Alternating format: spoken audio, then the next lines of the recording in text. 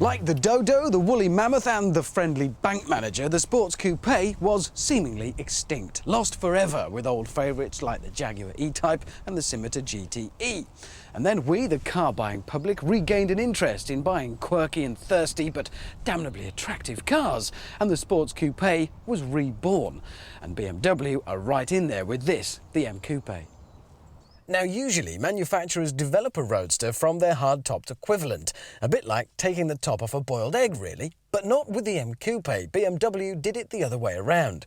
In fact, a group of super keen BMW mechanics stayed late and worked after hours to turn an early Z3 prototype into the coupe's lines.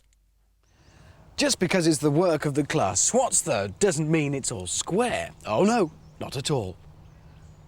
Before its recent facelift, the Z3 had been accused of being a bit too soft, particularly around the rear, even a bit girly.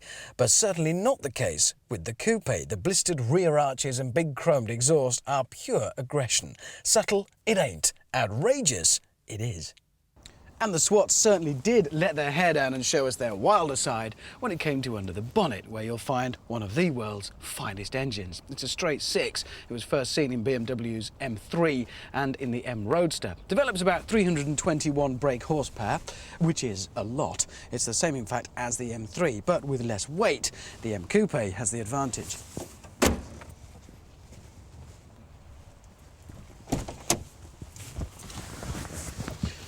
You really do climb down into these leather-lined sports seats where you'll find there is electric adjustment fore and aft and for the height, and manual adjustment for the backrest. Now, smaller drivers will have no difficulty at all in finding a nice, comfortable driving position, but those over 6 foot might find it's a bit of a challenge in here in the headroom department. As you'd expect from BMW, the quality of the interior is right up there with the best. Chrome surrounds the gear lever and the dials. You'll find air conditioning and a radio cassette player come as standard.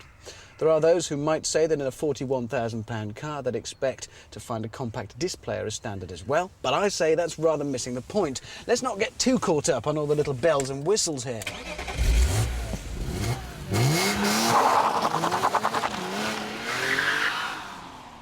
Because this car is all about the potency of that straight six engine. Unusually for a car manufacturer, BMW make quite a conservative claim for the 0 to 60 time of about 5.7 seconds, whereas in the dry, times of under 5 seconds have been recorded. And if the Autobahn is long enough and your nerves are strong enough, you'll hit 155 miles an hour before the rev limiter cuts in to spoil your fun.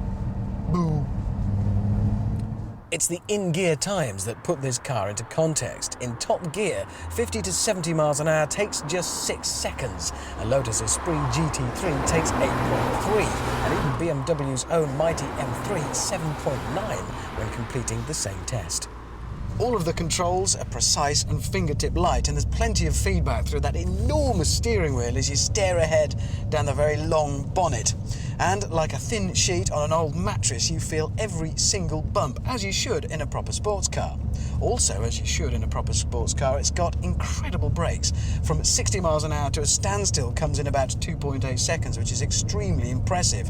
Having said that, there perhaps isn't as much feel through the brakes as there could be. Let's get back to that eggshell business. Think about the difference it makes to the rigidity of the structure when you have the top on or off, and you'll understand why the coupe will outhandle the Roadster.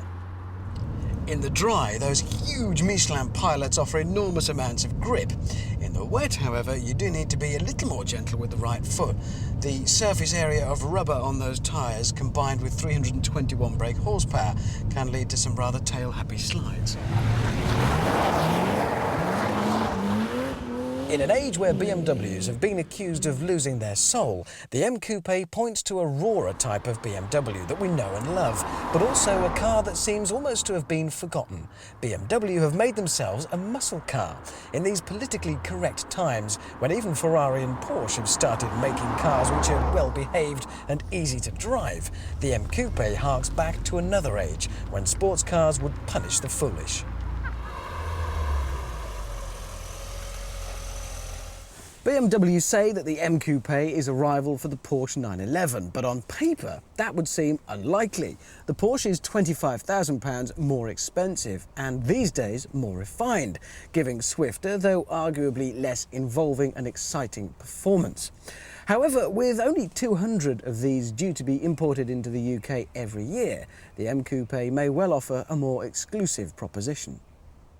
Maybe the truth is that the direct competition for this car hasn't been made for about 20 years, and the M-Coupe is practically in a class of its own, appealing perhaps to buyers of the old-school 911s who like their performance fast and scary.